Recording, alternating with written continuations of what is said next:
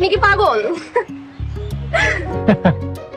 বিশ্বাস করেন, এবার দেশে আসার আগে একদম ঠিকঠাক ছিলাম, কিন্তু দেশে আসার পর মনে হচ্ছে পাগল হয়ে গিয়েছে।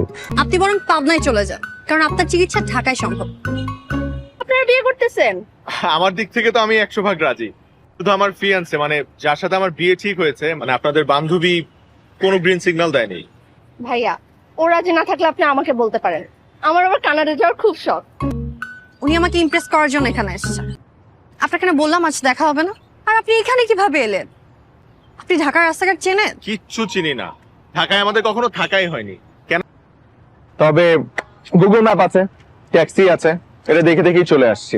আচ্ছা, আমার না গলা শুকিয়ে গেছে, আপনারা তো ক্লাস করে আসছেন, নিশ্চয়ই ক্ষুধার্ত। চলেন কোথাও বসে কিছু খাই। হ্যাঁ ভাইয়া, চলে চলেন ভাইয়া। উনি আমাদের সাথে যাই কি করবেন? আমরা বই কিনবো, উনি দেখবেন। কাকে? আপনাকে? না,